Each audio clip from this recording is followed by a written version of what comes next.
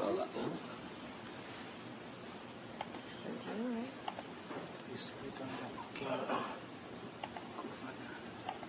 Yes, right.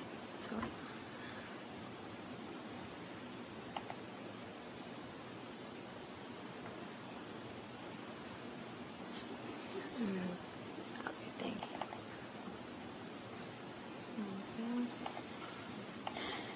Okay.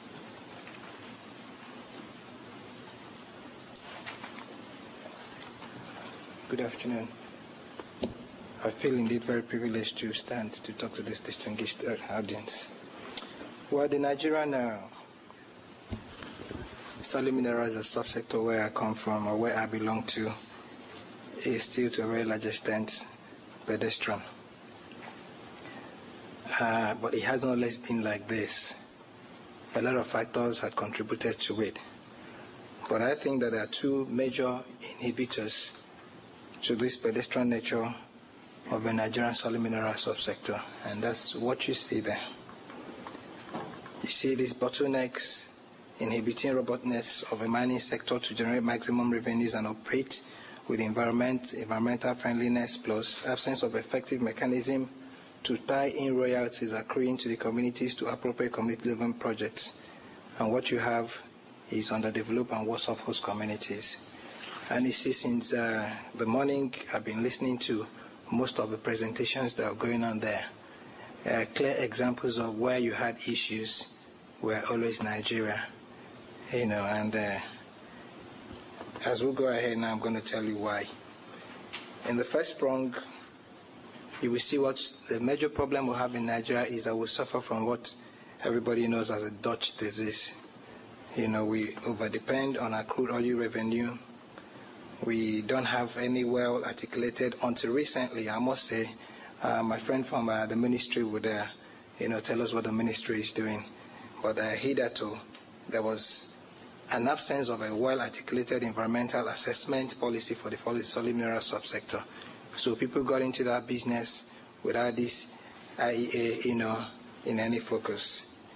And of course, because there was no policy, there was also no regulator.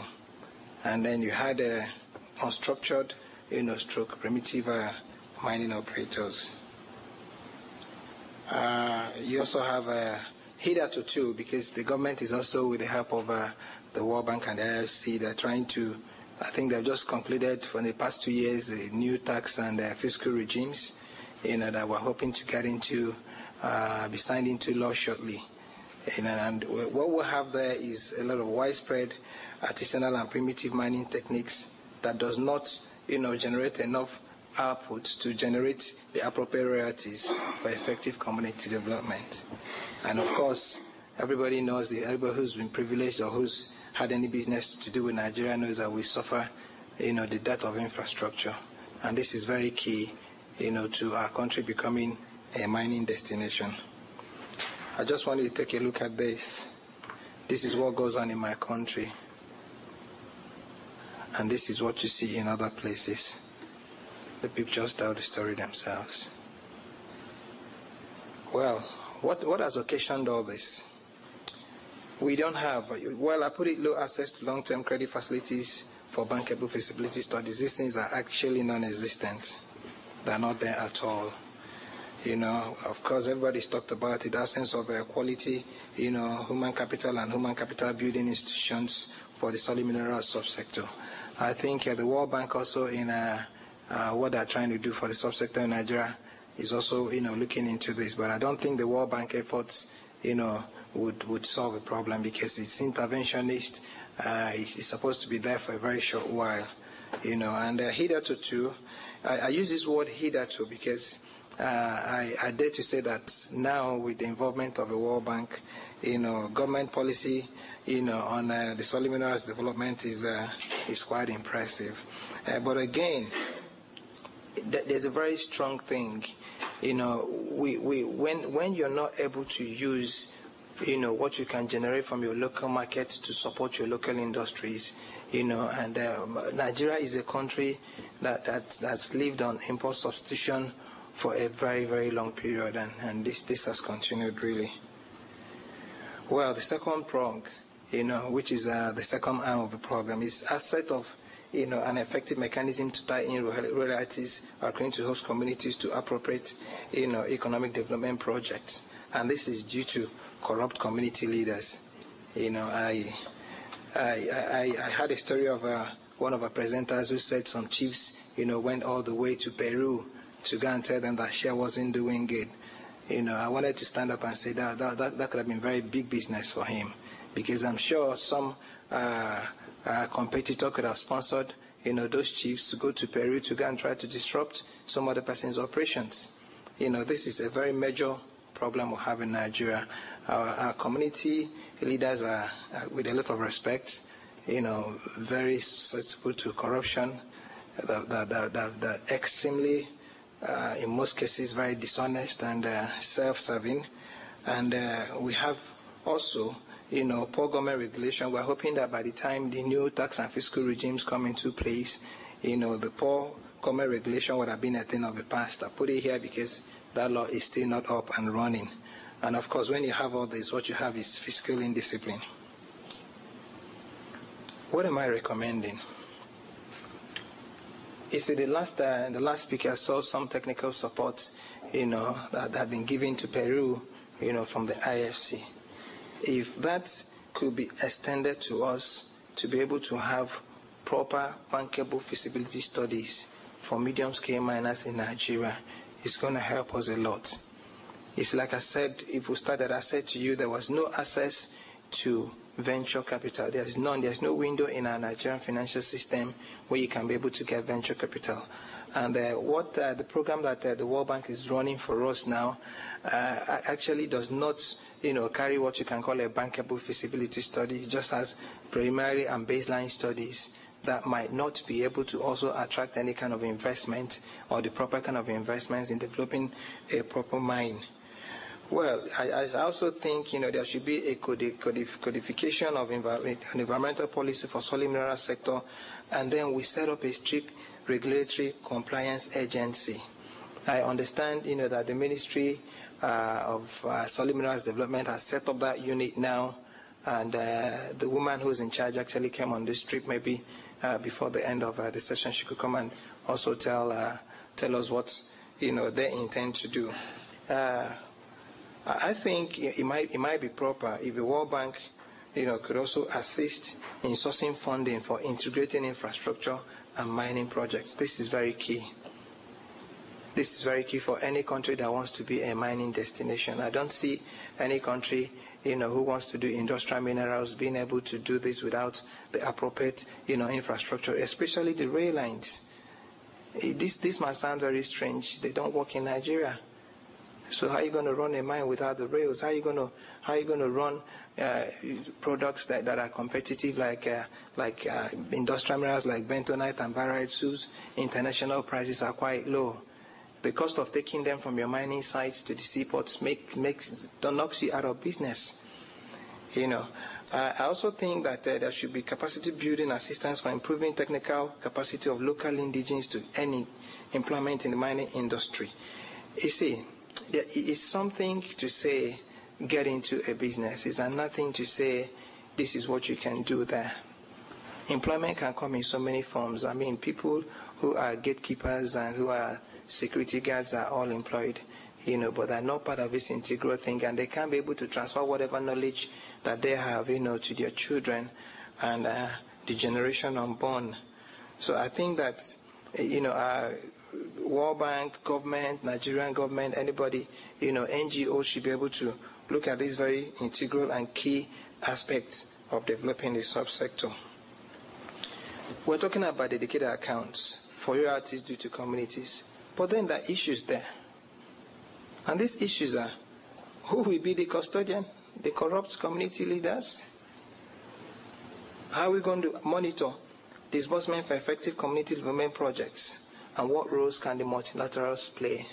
You see, the guy who presented a paper on the ACASA had actually answered the question. But then I said to myself, is ACASA not succeeding because that oil doesn't have any business there? In truth, if they actually started to do something there, would they have this easy ride? Because when he says to me, oh, we don't have any, when he said they didn't have any operations going on there, I said to myself, this could be why. Well, I also think that the government should adopt a strict policy on the use of products from the extractive industries. We also have what we call the local content policy that is ongoing now. Government has established what they call the NCCF, which is Nigerian Consultative Content Forum. Again, a major problem that mining companies have in Nigeria is their inability to raise funds, from the capital market via IPOs. If this could be adopted as a policy, it could help us. We don't want this. Well, you've seen so many pictures of these things morning, so I guess I'm just repeating what is obvious. These kids here grow up in environments like this. And this environment exists in my country because we don't have any environmental laws that are codified. And this is where they end up. This is what goes on in my country now. Thank you very much. We are videotaping. Sorry, Chief Emeka, I was very interested that you raised the issue of corruption of local community leaders. I work in the World Bank on the Extractive Industries Transparency Initiative. And it's something which I see everywhere. I talk to the companies, talk to local government, to central government, and they say, yes, well, of course, we've done lots of work on trying to be less corrupt or identify the problem, but there's this problem with the corruption of community leaders. But as an organisation in the World Bank and also in donors, I used to work for DFID, we've only just got used to the idea of being courageous, or bold enough to talk about corruption at the government level. And whenever somebody starts talking about corruption in traditional authorities or community leaders, everybody backs away or they stop talking. It's an issue which the donor community and the multilateral community feels that we can't talk about and that we can't address. So my question for you is on the specific issue of corruption or accountability of community leaders, traditional leaders, is there a role for multilaterals and donors, or is it just something which we should just continue to stay well out of? Okay, I would suggest that before you answer the question, to collect a few questions so we can, utilize the time in a better way. Any other comment, question? Can I ask a question about Javier? You can ask the question to Yes, it will be also good to indicate if you have a specific panelist to whom you would like to ask the question. Yes. Yeah, hi, I'm Kiku Loomis from World Monitors. My question is around participatory planning processes in Peru. My understanding was that in the decentralization, that local governments were required to implement a participatory planning when they're planning their local budgets. And I was wondering if that's also true for the mining canon, and if you have any experience with that. Okay. Other questions?